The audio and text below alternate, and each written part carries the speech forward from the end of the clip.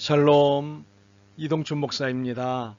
오늘도 여러분의 삶이 주님의 평안으로 가득하시길 기원하며 하나님의 말씀을 나누겠습니다.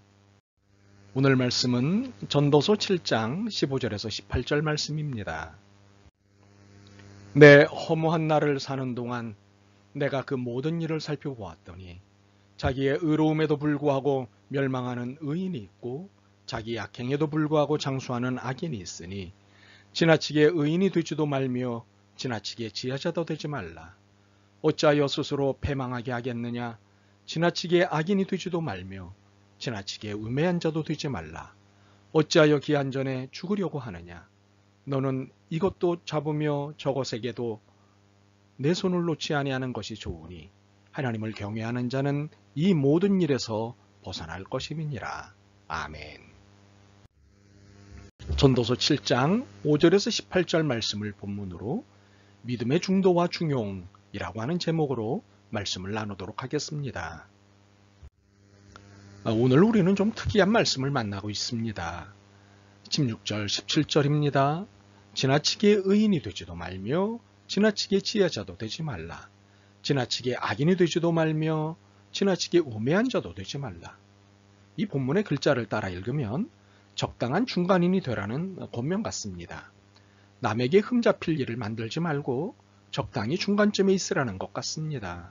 더욱이 18절 상반절을 읽으면 더합니다. 너는 이것도 잡으며 저것에게도 내 손을 놓지 아니하는 것이 좋으니. 이는 막말로 양다리 걸치라는 것 같지 않습니까? 이쯤 되면 성경은 참으로 이율배반적이 아닌가 하는 의심을 갖게 됩니다. 사실 성경은 언제나 반드시 의인과 지혜자는 되고 악인과 우매자는 되어서는 안 된다고 가르치시기 때문입니다.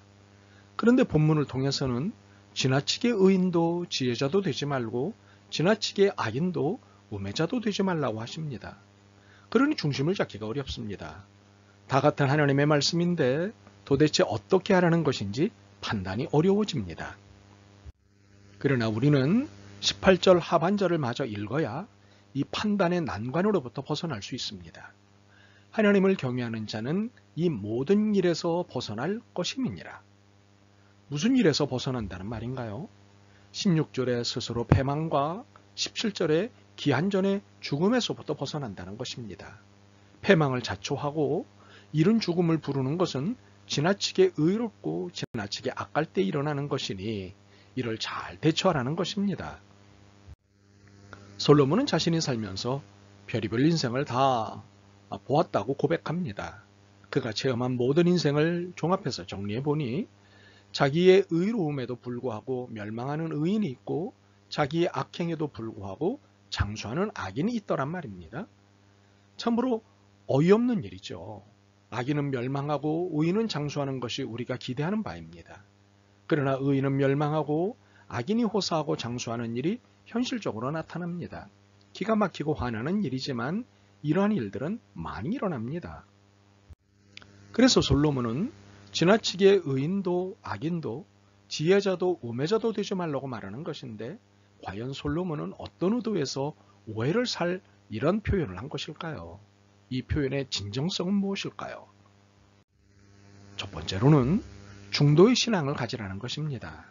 중도라는 말은 상대적인 개념입니다. 예를 들어 좌파, 우파가 갈려서 싸울 때 어느 한쪽 편을 들지 않고 가운데의 노선을 걷는 것을 말합니다. 그래서 이것은 어느 쪽으로부터 또 비난을 받지 않는다는 장점은 있지만 반면에 어느 쪽으로부터도 강력한 지원을 받지 못한다는 단점도 있습니다. 그러나 믿음의 사람의 척도는 의에 있습니다. 하나님의 의입니다. 그래서 내 편이 중요하지 않고 의를 지향하는 편이 내 편이 되는 것입니다. 이것은 누구든 의를 지향하지 않으면 내 편이 될 수 없다는 것을 말합니다. 언제나 하나님의 의라는 중심이 있기에 우파든 좌파든 의를 지향하기를 바라는 것입니다. 소위 적당한 중간에 있는 것이 아닙니다. 의라는 자기 중심을 갖고 처신을 하는 사람입니다. 그래서 의에 관한 한 어느 누구로부터도 비난을 받지 않아야 합니다.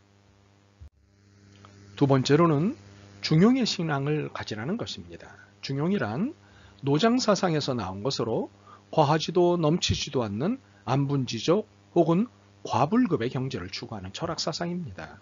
이는 늘 자기를 경계하여 과욕을 금지시키는 것입니다. 솔로몬 왕이 권면하는 것은 지나치지 말라는 과불급의 자세입니다. 이는 자신을 경계하여 과욕을 금지시키는 삶입니다.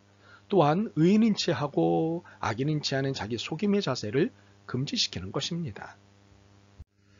내년에 대통령 선거가 있습니다. 이맘때만 되면 늘 그렇듯이 정치적 이합집산 같은 일들이 벌어집니다. 자신이 속한 정당과 정치가 절대적이고 최고라고 떠들던 사람들이 이때에 맞춰 정치적 짝짓기를 하는 모습은 참으로 줏대없음을 보여주는 씁쓸함입니다. 시류에 따라 움직이는 것을 부끄러워하지 않고 힘의 중심을 따라 줄서기를 하는 것을 당연시 여기는 그런 모습은 우리를 슬프게 하는 것들 중 하나입니다. 중심이 없고 상황에 따라 이리 붙었다 저리 붙었다는 일을 가리켜 박쥐 같은 인생이라고 합니다. 육군인지 공군인지 구분이 안 가는 것이 박쥐의 정체이니 자기 정체성을 잃고 우왕좌왕하는 이들을 가리켜 박쥐 같다고 하는 것은 틀린 말은 아닙니다. 옛날의 선비들은 신의를 목숨처럼 여기고 충절을 기본으로 여겼습니다. 정치인이 선비였고 선비가 정치인이었습니다. 오늘 우리는 신의와 충절을 갖춘 선비 같은 정치인을 그리워합니다. 자기 중심을 세워 시류가 아닌 원칙과 진실에 입각해 처신하는 정치인들이 우리에게는 너무나 필요합니다. 이러한 태도는 비단 정치인에게만 요구되지 않습니다. 모두에게 요구되는 것입니다. 더욱이 하나님을 믿는 우리에게는 더 크게 요구되는 태도입니다. 솔로몬은 우리에게 본문을 통해 이를 적확하게 설명하고 있습니다. 중도와 중용의 믿음을 가져라고 권면합니다. 우리는 솔로몬의 권면을 충실하게 따랐던 한 인물을 기억합니다. 요시야 왕입니다. 역대하 34장 1절과 2절을 보겠습니다. 요시야가 왕이 오를 때에 나이가 8세라 예루살렘에서 31년 동안 다스리며 여호와 보시기에 정직하게 행하여 그의 조상 다윗의 길로 걸으며 좌우로 치우치지 아니하고. 요시야의 아버지 아몬은 악평을 받은 왕이지만 그의 아들 요시야는 달랐습니다. 그는 어느 쪽으로든 치우치지 않는 균형 감각이 있었습니다. 자신의 입장을 분명히 가지고 이쪽도 저쪽도 아닌 자세로 언제나 균형 감각을 가지고 산 중용의 사람이었습니다. 양다리 걸치기를 하는 기회주의자가 아니라 하나님을 중심으로 의를 추구하는 사람이었습니다. 참으로 하나님의 의에 의한 중도와 중용의 믿음을 보인 사람이었습니다. 안타깝게도 현재 우리 사회는 집단 이기주의로 심한 몸살을 앓고 있습니다. 공공선의 입장이 아닌 자신과 집단의 유불리만을 따질 뿐입니다. 절대 양보하지 않고 내 이익과 배치되는 것은 적으로 간주합니다. 이처럼 이기주의가 극성을 부려도 그 욕망을 제어할 수 있는 도덕적 권위가 없습니다. 실은 도덕적 권위의 최후의 보루가 되어야 할 교회마저도 세상의 훈계를 듣고 있는 형편이 되어 있습니다. 그럼에도 불구하고 세상의 마지막 희망은 교회이고 성도입니다. 그러므로 교회와 성도는 하나님의 의에 따른 중도와 중용의 처신과 믿음을 세상에 말하고 보여주어야 합니다.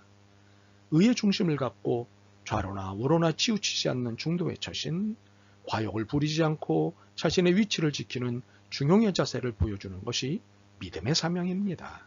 이 사명이 사방에서 밝혀지는 것을 보고 싶습니다. 아멘.